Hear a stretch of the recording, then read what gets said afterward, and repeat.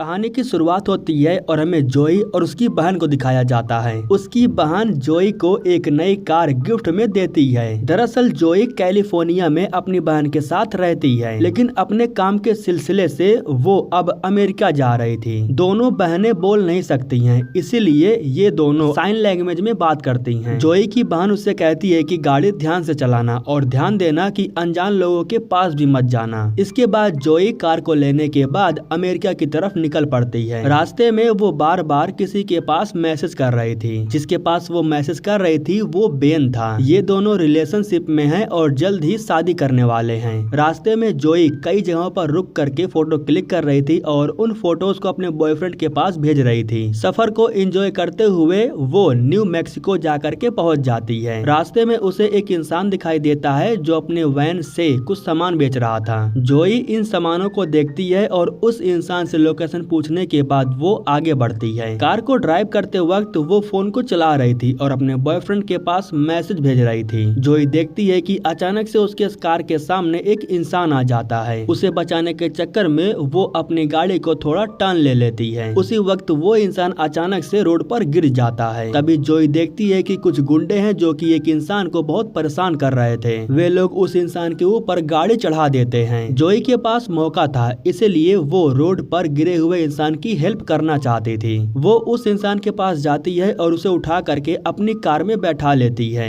लेकिन वो खुद जा करके कार में नहीं बैठ पाती है क्योंकि उससे पहले यहाँ पर गुंडे आ जाते हैं। जोई के हाथ में एक चाकू था जिससे वो इन पर हमला करके इनसे कह रहे थे कि मुझसे दूर हो जाओ। जो बड़े बालों वाला है उसका नाम है वेस्ट। वो चाकू निकालता है और कार में बैठे हुए इंसान के ऊपर हमला करके उसे जान से मार देता है। यहाँ पर जो टॉम था वो जोई से कहता है कि चाकू मुझे दे दो, मैं तुम्हें यहाँ से जाने के लिए छोड़ दूंगा। लेकिन तभी जोई जैसे तैसे करके यहाँ से भाग निकलती है। इसके बाद टॉम गन ले करके जोई के पैरों पर शूट कर देता है, जिसकी वजह से वो जख्मी हो करके नीचे गिर जाती है। के बाद ये सभी लोग जोई को ले करके अपने अड्डे पर आते हैं। यहाँ पर ये सभी लोग जोई को टॉर्चर करते हैं और उसके साथ बहुत बुरा सलूक करते हैं। ये सभी लोग एक एक करके उसके साथ गलत काम भी करते हैं। इसके बाद दोस्तों हमें बेन को दिखाया जाता है जो जोई को लेकर के काफी टेंशन में था क्योंकि काफी समय से जोई का कोई रिप्लाई नहीं आया था और कोई फोटो भी नहीं आया था। जोई के साथ गलत काम करने के बाद भी इनका मन नहीं भरा था। रात के समय में टॉम आता है और उसे टॉर्चर करना शुरू कर देता है। वो उसे मारता है, पीटता है, टॉर्चर करता है और दारू भी पिलाता है। टॉम कहता है कि हम खानदानी कमीने हैं, हमारा पूरा खानदान यही सब काम करता था, हमारे दादा परदादा यही सब लोगों के साथ करते थे क्योंकि उनका मानना था कि लोगों के साथ ऐसा ही सलूक करना चाहिए। वो जोई को एक खोपड़ी दिखाता है जो कि मंगेश नाम करके एक इंसान का था। वो भी अपने समय में काफी बाहुबली हुआ करता था। टॉम बताता है कि मंगेश को हमारे परदादा ने ही उसे जान से मारा था। इसके बाद दोस्तों टॉम उसे छोड़ करके अपने दोस्तों के पास चला जाता है। इधर जब जोई अकेली थी तब वो बेन के बारे में सोचे जा रही थी। बेन के बारे में सोचने के बाद उसे पता नहीं क्या हो जाता है। वो अपने हाथों को काफी जोर से खींचती है। उसके हाथों को नुकीले वायर से बांधा गया था। वो वहाँ से आजाद होकर के जैसे ही बाहर आती है तो जो वेस्ट था वो उसे देख लेता है। वो चाकू लेकर के उसके करीब जाता है और उसे जान से मार देता है। अब अगले दिन सुबह में हमें मॉरिस नाम करके एक इंसान को दिखाया जाता है। उसका कुत्ता उसे लेकर के एक बॉडी के पास जाता है और ये बॉडी जोई का था। लोगों ने जोई को खत्म करने के बाद उसे दफना दिया था। मॉरिस उसे लेकर के अपने साथ जाता है और उसके जख्मों पर मलहम पट्टी करता है। वैसे तो वो मर चुकी थी लेकिन फिर भी वो उसे जिंदा करने के लिए कुछ काला जादू करता है। ये काला जादू करके वो साफ साफ देख पा रहा था कि आखिर जोई के साथ हुआ क्या है। वो देखता है कि किस तरीके से उन दरिंदों ने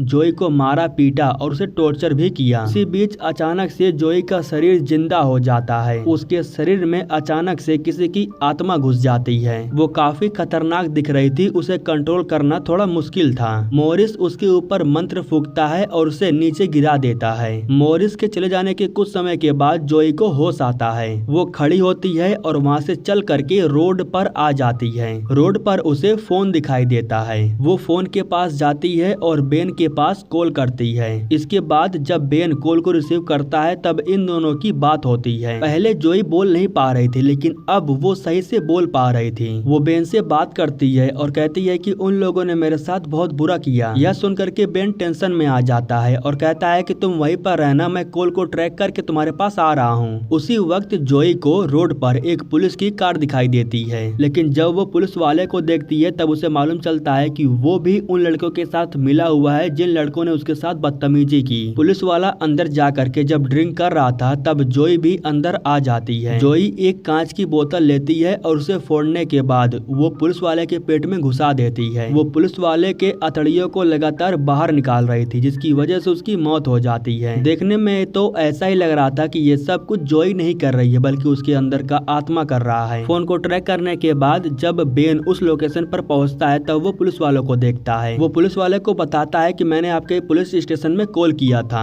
मैं जोई नाम करके एक लड़की को ढूंढ रहा हूँ जो यहाँ से कॉल की थी। पुलिस वाला कहता है कि यहाँ एक लड़की तो थी और उसने कुछ लोगों को जान से मार दिया है। यह सुन करके बेन कहता है कि जोई ऐसा नहीं कर सकती है, वो बहुत मासूम है। कुछ समय के बाद उस पुलिस वाले को देखने के लिए वो लड़के यहाँ पर आते हैं जिन्होंने जोई को किडनैप करके रखा था। दरअसल वो पुलिस वाला भी इनका काफी अच्छा दोस्त था। यहाँ पर बेन टॉम के पास आता है और जोई की तस्वीर दिखा करके उससे उसके बारे में पूछने लगता है। यहाँ पर ये लोग कोई लफड़ा नहीं करते हैं बल्कि बेन से कहते हैं कि हमने इसे नहीं देखा है। इतना कहने के बाद ये लोग यहाँ से चले जाते हैं। अब दोस्तों अगले दिन सुबह में हमें जोई को दिखाया जाता है जिसकी आंख एक फार्म हाउस के अंदर खुलती है। अब पता नहीं वो यहाँ कैसे आ गई, लेकिन जब वो अपने आप को आईने में देखती है तो वो खुद को देख करके रोने लगती है। इस फार्म हाउस के अंदर उसे ढेर सारा हथियार भी दिखाई देता है। इसके बाद वो जो सभी दोस्त थे वो उस लोकेशन पर जाते हैं जहाँ इन लोगों ने जोई को गाड़ करके रखा था। यहाँ पर इन लोगों को जोई की बॉडी नहीं मिलती है। यहाँ वेस्ट कहता है कि मैंने उसे अपने हाथों से चाकू घुसा करके मारा था, वो जिंदा कैसे हो सकती है? जिस लड़की ने हमारे दोस्त को मारा वो लड़की कोई और भी हो सकती है। टॉम कहता है कि जब तक मामला शांत न हो जाए तब तक हमें यहाँ से गायब हो जाना ही ठीक रहेगा। जिसके बाद सभी दोस्त अपने अपने घरों पर जा करके पैकिंग करना शुरू कर देते हैं। इनके ग्रुप के ही हम एक लड़के को देखते हैं जिसका नाम है नोम। वो भी घर जा करके पैकिंग करके यहाँ से फरार होने वाला था, लेकिन तभी उसे जोई की कार दिखाई देती है जिसको देख करके वो बहुत डर जाता है। उसी वक्त जोई उसके सामने आ जाती है और वो अपने साथ तीर कमान लेकर के आई थी।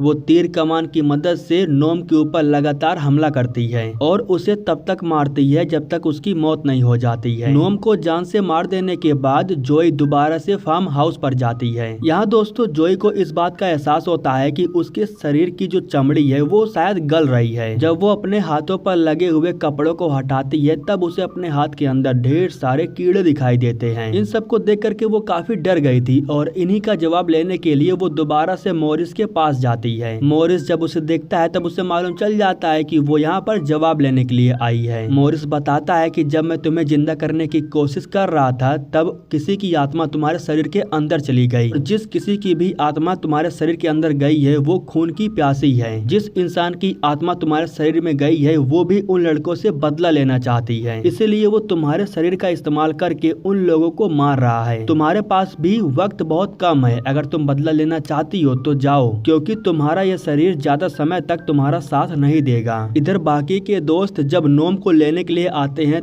तब इन लोगों को उसकी लाश मिलती है। उसकी लाश को देख करके इन्हें मालूम चल जाता है कि ये सब कुछ वही लड़की कर रही है, वो अभी भी जिंदा है। हमें उसे ढूंढ करके उसे खत्म करना होगा, अगर हमने ऐसा नहीं किया तो अगली बारी हमारी होगी। अब इसके बाद दोस्तों हमें बेन को दिखाया जाता है जो कि वॉशरूम में बैठ करके जोई को सोच करके रोए जा रहा था। यहाँ दोस्तों हमें मालूम चलता है कि जोई उसके करीब है। वो बेन के लिए कांच पर एक मैसेज लिखती है। उस मैसेज को पढ़ने के बाद बेन समझ जाता है कि जोई उसके आसपास ही है। वो उसकी एक झलक देख करके जैसे ही उसे ढूंढने के लिए बाहर की तरफ जा रहा था तो उसी वक्त यहाँ पर वो लड़के आ जाते हैं जो कि बेन को किडनैप करने के बाद उसे अपने साथ लेकर के जा रहे थे। लेकिन उसी वक्त यहाँ पर जोई आ जाती है और वो कोडी के ऊपर तीर से हमला कर देती है, जिसकी वजह से उसके गले में छेद हो जाता है, उसकी मौत हो जाती है। जोई को देख करके ये लोग उसके बॉयफ्रेंड को लेकर के यहाँ से भागने लगते हैं, लेकिन तभी जोई एक जंप करके इनके गाड़ी के ऊपर आ जाती है। के बाद जोई और वेस्ट इन दोनों के बीच में काफी समय तक फाइट होती है। वेस्ट उसके ऊपर कई बार चाकू से हमला करता है लेकिन कोई फर्क ही नहीं पड़ रहा था। टॉम जैसे ही ब्रेक मारता है तो जोई गाड़ी से काफी दूर जाकर के गिरती है। जब वो जख्मी हालत में नीचे पड़ी हुई थी तब मौका देख करके टॉम उसके ऊपर गाड़ी चढ़ा देता है, लेकिन कुछ समय के बाद टॉम को मालूम चलता है कि उस लड़की को कोई फर्क ही नहीं पड़ा है, बल्कि वो बिल्कुल ठीक ठाक है। ये लोग बेन को लेते हैं और उसे लेकर के अपने अड्डे पर जाते हैं। दरअसल ये लोग बेन का इस्तेमाल करके जोई को मारना चाहते थे।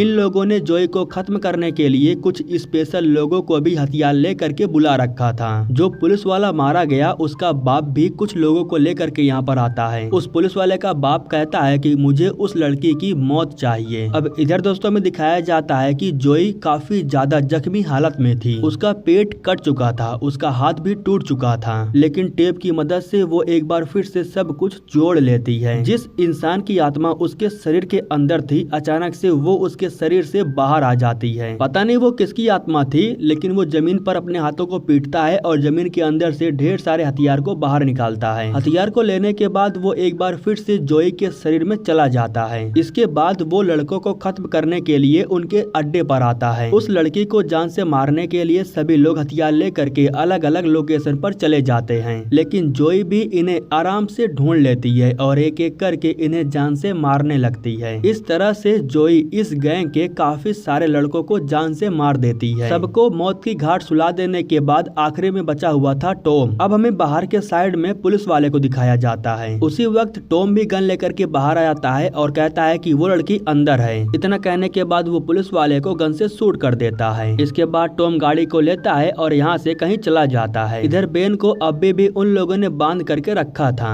जब वो बंधा हुआ था तब जोई उसके करीब आती है। वो बेन के पीछे खड़ी थी, लेकिन फिर भी बेन उसे आईने में देख लेता है। इसके बाद जब जोई उसे छोड़ करके जाने लगती है तब बेन कहता है कि मत जाओ, मैं तुम्हारा इलाज करवाऊंगा, तुम ठीक हो जाओगी। अब इसके बाद दोस्तों में टॉम को दिखाया जाता है जो कि मोरिस के पास आता है और उससे कहता है कि उस लड़की को कैसे मारा जा सकता है। जिस पर मोरिस बताता है कि उस लड़की के अंदर उस इंसान की आत्मा है जिसे तुम्हारे पूर्वजों ने मारा है। वो बदला लेना चाहती है, तुम्हारे पूरे खानदान को खत्म करना चाहती है। उसका नाम है मैग्नेस और अगर तुम उसे खत्म करना चाहते हो तो उसके कंकाल को ला करके तुम्हें यहाँ पर दफनाना होगा। यह जानने के बाद टॉम भाग करके घर जाता है और सारे कंकाल को लेने के बाद वापस इसी लोकेशन पर आता है। गड्ढा खोदने के बाद जब वो सारे कंकाल को बाहर निकालता है तब उसे मालूम चलता है कि इन कंकालों में मैग्नेस का कंकाल तो है ही नहीं, क्योंकि उस कंकाल को लेने के बाद मैग्नेस पीछे खड़ा था। मैग्नेस को खत्म करने के लिए टॉम जा करके एक चैन मशीन को बाहर निकालता है और उससे जोई के ऊपर हमला करता है, लेकिन वो मैग्नेस से जीत नहीं पाता है। वो टॉम के एक हाथ को ही काट देता है। टॉम का हाथ कट जाने के बाद उसे मौका मिलता है और वो उसके गले को काट देती है। लेकिन दोस्तों इस बीच टॉम को भी मौका मिल गया था। वो चैन मशीन से जोई के शरीर के 2 टुकड़े कर देता है। कुछ समय के बाद जब बेन यहाँ पर आता है तब वो जोई की कटी हुई बॉडी को देखता है। उसका आधा शरीर गड्ढे में था और वो खुद को दफनाने की कोशिश कर रही थी। जब बेन यहाँ पर आता है तब जोई उससे रिक्वेस्ट करती है कि वो उसे जिंदा जला दे, क्योंकि जब उसे जलाया जाएगा तभी वो मरेगी। उसके ऊपर ऑयल गिराने के बाद वो उसे जिंदा जला देता है। इस तरह से जोई की मौत हो जाती है और मैग्नेस की आत्मा को भी शांति मिल जाती है। इसी के साथ दोस्तों ये कहानी यहीं पर खत्म हो जाती है।